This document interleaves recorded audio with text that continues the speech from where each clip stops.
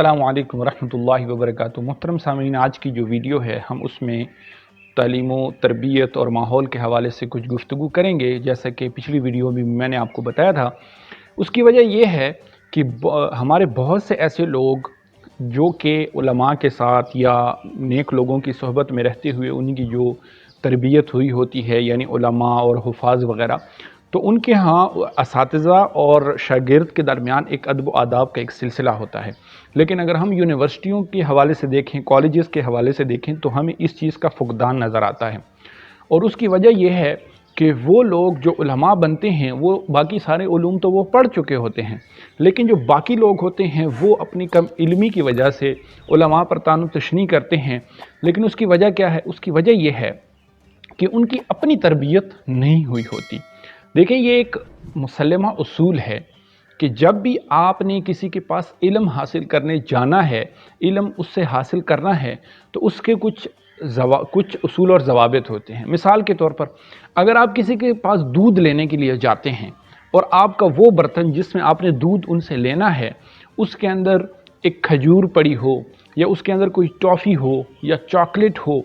تو اگر اس کے اندر وہ دودھ ڈالا جائے گا تو ظاہری بات ہے، جب اس میں دودھ ڈالا جائے گا تو اس ٹافی یا وہ جو چیز پہلے سے جو چیز اس کے اندر موجود ہے اور وہ برتن بالکل صاف نہیں ہے، تو کیا وہ دودھ اس فلیور میں یا اس کلر میں آ نہیں جائے گا؟ بالکل آ جائے گا۔ اسی طرح جب آپ کسی کے پاس علم حاصل کرنے کے جاتے ہیں تو آپ کو اپنے ظرف، اپنے سینے، اپنی حرکات، اپنی تمام تر چیزوں کو ادب کے ذریعے اس کو صاف کرنا ہوتا ہے۔ جب آپ کا برتن ادب کے ذریعے صاف ستھرا ہوگا تو علم دینے والا جو ہے اس کو دینے میں مزہ بھی آئے گا، اس کو پڑھانے میں مزہ بھی آئے گا، اس کو تربیت کرنے میں مزہ بھی آئے گا۔ لیکن آپ کے اندر انا ہے، آپ کے اندر غرور ہے، آپ کے اندر تکبر ہے، آپ کے اندر وہ تمام خامیاں ہیں جو آپ کو کی تربیت نہ ہونے کی وجہ سے آپ کے اندر ہیں، تو آپ اپنی خاموشی سے بھی اس کو اگر نہیں چھپا سکتے تو پھر ظاہری بات ہے، چونکہ سارے اساتذہ جو ہوتے ہیں ان کا ایک مزاج نہیں ہوتا، کچھ حساس ہوتے ہیں، کچھ سخت مزاج ہوتے ہیں، کچھ نرم مزاج ہوتے ہیں، کچھ دوستانہ مزاج کے ہوتے ہیں۔ تو ہر استاد کے پاس جاتے ہوئے اس کی جو مزاج ہے، اس کے جو علم حاصل کرنے کا جو طریقہ کار ہے اور باقی جو دیگر تقاضے ہیں،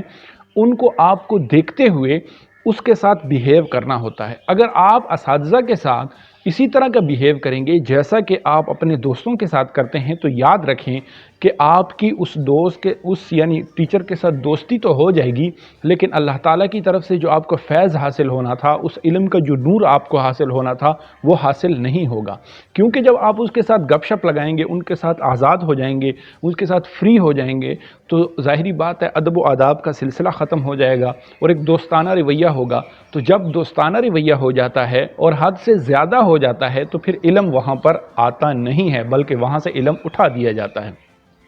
اور یہی سب کچھ ہمیں اس معاشرے کے اندر نظر آ رہا ہے۔ لیکن اگر ہم تھوڑا سا اپنے ظرف کو، اپنے حاصل کرنے کی تمنا کو زیادہ کر لیں تو پھر وہ جو اساتذہ ہوتے ہیں وہ بھی آپ کو دینے میں خوش ہوتے ہیں۔ اب بعض ایسے طالب علم آتے ہیں کہ جو مختلف کیٹیگریز کے ہوتے ہیں، اور اساتذہ کو اللہ تعالیٰ نے یہ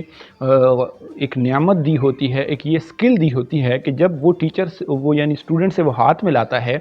تو اس کو اس اسٹوڈنٹ کے بارے میں ساری چیزوں کا اللہ تعالیٰ قدرتی اس کو ایک علم عطا کر دیتا ہے کہ یہ کس مزاج کا ہے، کس طرح یہ علم حاصل کرے گا، اس کی کیا کیا خامیاں ہیں، اس کی کیا کیا خوبیاں ہیں، وہ تمام کی تمام اس ہاتھ ملانے کے ساتھ ہی، اس کو ملنے کے ساتھ ہی سب کچھ اس کے اوپر عیاں ہو جاتا ہے۔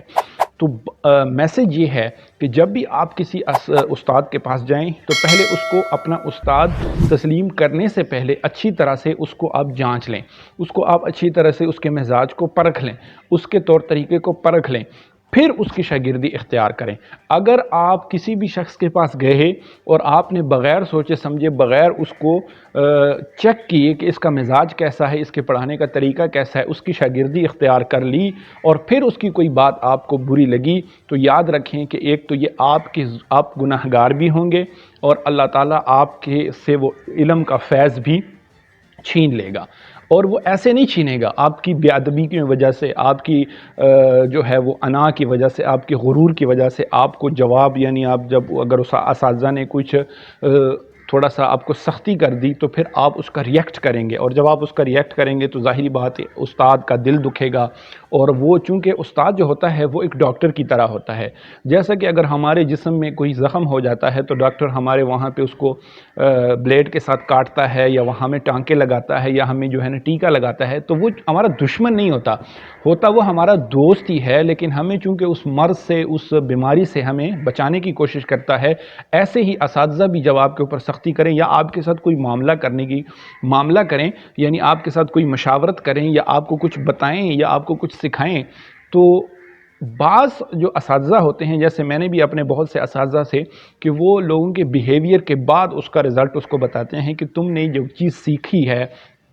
تو یہ پہلے جو تمہارے ساتھ یہ مثلا اس طرح کا میں نے تمہارے ساتھ مزاج رکھا، اس طرح کا رویہ رکھا، اس کی وجہ یہ تھی۔